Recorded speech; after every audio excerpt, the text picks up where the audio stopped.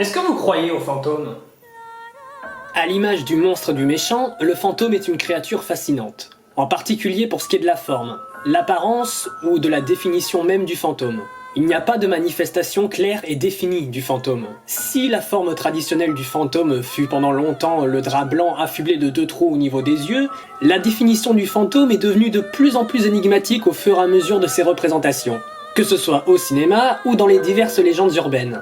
Notamment pour ce qui est d'une des représentations les plus connues, la maison hantée. Un lieu, une demeure qui est rongée par le passé et par la présence d'un ou plusieurs esprits. Si au cinéma le concept a beaucoup été exploité, la formule n'a jamais vraiment changé. Ce sont toujours des fantômes qui habitent les lieux et qui finissent par être libérés, abandonnant l'édifice. D'une certaine manière, ces esprits, de par leur histoire et leur présence, donnent vie au lieu. Mais le film dont on va parler aujourd'hui va complètement revisiter la façon dont un esprit peut posséder une maison ou la rendre vivante.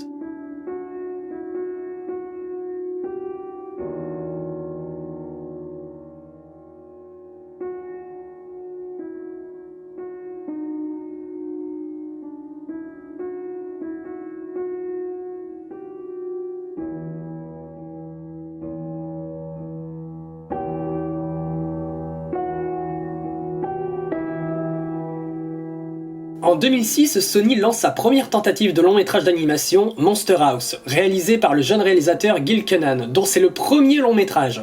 L'histoire de 3 adolescents qui vont percer le mystère de la maison ténébreuse de leur quartier. Un récit qui pioche dans les classiques de l'aventure horrifique, comme les Goonies ou le roman de Stephen King, ça, afin de proposer un film d'horreur pour enfants. Le film joue même avec les codes du slasher movie.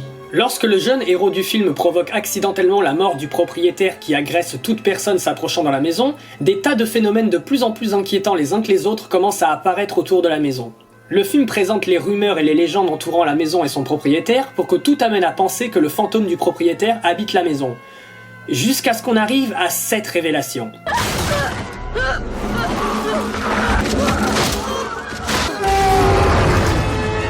Voilà comment Monster House redéfinit la façon de faire une maison hantée. La maison est le fantôme. L'édifice lui-même devient le nouveau corps de l'esprit. Une porte gigantesque pour la bouche, les fenêtres pour les yeux, la cheminée comme source de vie, il fait de la maison un véritable monstre. Et c'est là que le film s'amuse avec les codes du slasher movie. Il installe une routine avec des personnages qui ne croient pas en la présence du monstre dans un premier temps, finissent par le traquer mais qui servent de victime à l'entité meurtrière. À vrai dire, le film se situe entre Halloween de Carpenter, avec son contexte, et It pour la créature. Une créature qui appâte les enfants avec leurs biens pour s'en nourrir, et qui révèle une nouvelle forme d'attaque à chaque apparition. L'influence Stephen King se fait également bien ressortir lors de l'exploration de la maison. On peut même citer Christine pour la bataille finale. Oui, je sais, je montre des images de ça 2017 alors qu'il est sorti après, c'est juste pour être plus clair dans mon propos. Mais qu'est-ce que cette créature a de si particulier en tant que fantôme, mis à part son apparence ? Eh bien, je trouve qu'elle apporte plus ou moins une réponse à la définition de ce qu'est un fantôme. À la fin du film, les masques tombent. Le propriétaire protégeait les enfants de la maison qui étaient en fait possédés par l'esprit de sa défunte femme. Un ancien monstre de foire qui a vécu dans la peur et la colère toute sa vie et qui a vu le peu de joie qui lui avait été offert par son mari lui être arraché. Mais ici, l'esprit n'est pas juste une manifestation d'un mort tel qu'il était dans son vivant. Il est la manifestation de la dernière émotion qui a habité cette femme avant qu'elle ne meure. L'esprit est une manifestation de toute la rage qu'il a habité et qui a fini par la transformer en monstre jusqu'à ce qu'elle soit libérée par 3 amis et l'amour de son mari. Le titre du film prend tout son sens. La maison monstrueuse n'est pas le fantôme de la jeune femme, c'est ce qu'il reste d'elle. Une colère incontrôlable et éternelle. Au final, un fantôme, ce n'est qu'un masque. C'est le masque de ce qui reste de notre vie passée.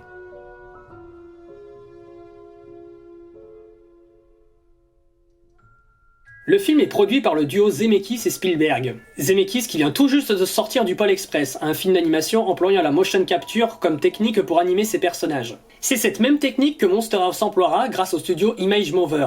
Alors, je vais spéculer là, mais je pense qu'ils se sont dirigés vers cette technique pour rendre plus facile l'animation des personnages afin de se concentrer sur la complexité de l'animation de la maison. En fait, il y avait plusieurs modèles 3D. Un pour quand elle est normale, un quand elle s'anime mais légèrement, et les derniers pour quand elle s'anime véritablement.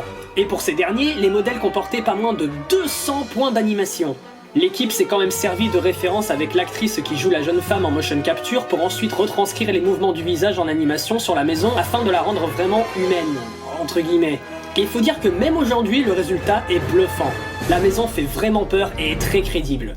Et si vous vous demandez comment ils s'y sont pris pour faire la voix de la maison, eh bien ils ont simplement mélangé cris humains, toujours ceux de l'actrice qui joue la jeune femme, et des bruits d'une maison qu'ils ont tout simplement démolie en plaçant des micros un petit peu partout.